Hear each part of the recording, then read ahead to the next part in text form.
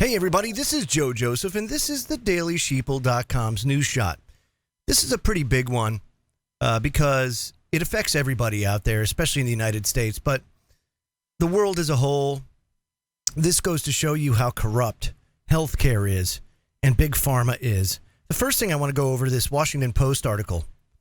Key House panel narrowly advances GOP Obamacare overhaul plan with 3 conservatives opposed. If it was such a good deal, right? If this is what President Trump touts as the plan, the way forward, then why is it getting so much pushback? Why is it so hard for them to get it through, even through their own party?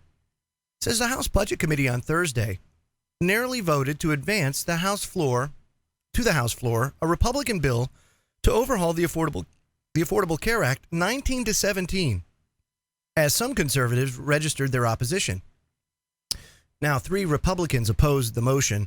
Representative David Bratt of Virginia, Gary Palmer of Alabama, and Mark Sanford of South Carolina, all of them members of the House Freedom Caucus. But you have to take a look at this thing in its totality, and it's out there right now. Obamacare Light is a very I'd say realistic comparison or term for it. It doesn't fix the problem. I'm going to talk about today what will fix the problem, and we'll fix it lickety split, like tomorrow, if it's if it's put into place, if it's put into law. And it's very simple, and you don't have to change anything. You can keep everything else the way it is. All you got to do is change one thing. To highlight that, I'm going to go to a Consumer Reports article back from February 2017, February 23rd. This is huge, and this just speaks to the collusion that takes place between academia, big pharma, big business, schools, you name it. It's there. Big pharma quietly enlists leading professors to justify $1,000 a day drugs. I want this to sink in.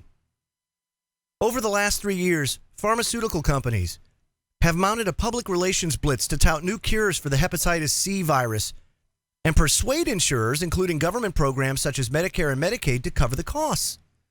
It's not an easy sell because the price of the treatments range from $40,000 to $94,000, or because the treatments take 3 months and as much as $1,000 a day.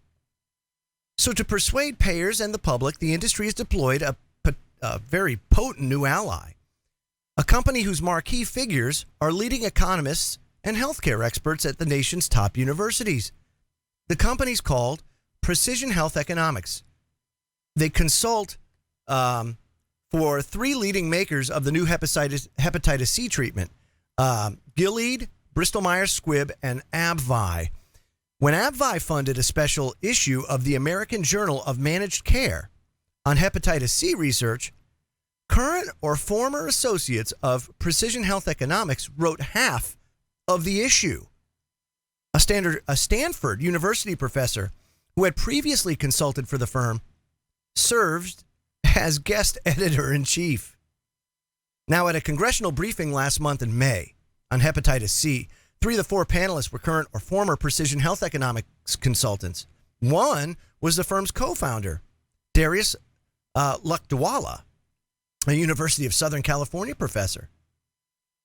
And so what's happening is you've got academia colluding with big pharma to sell and justify these $1,000 a day drugs.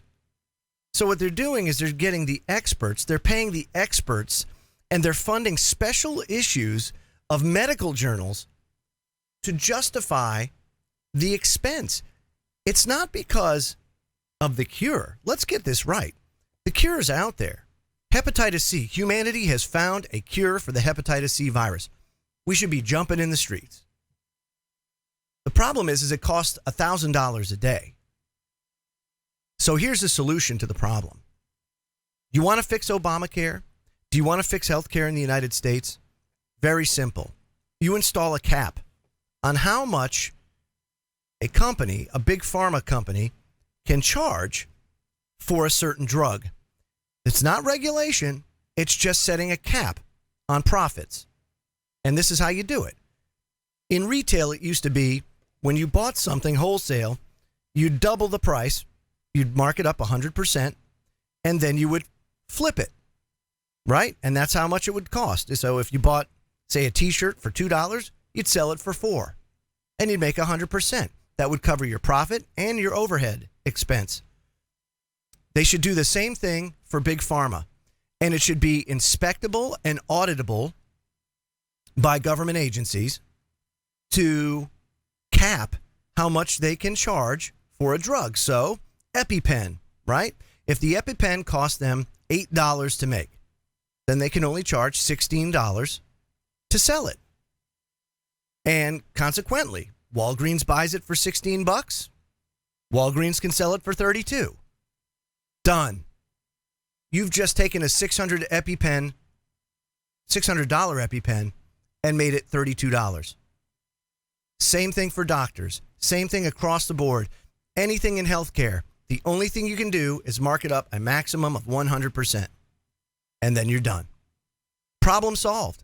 No more issues. They're still making money. They're still able to do what they need to do. Only now you've cut out all of that fluff that doesn't need to be there. I'm Joe Joseph. This was the DailySheeple.com's News Shot. Feel free to comment below and offer your own suggestions on how to fix the healthcare system. Have a great day.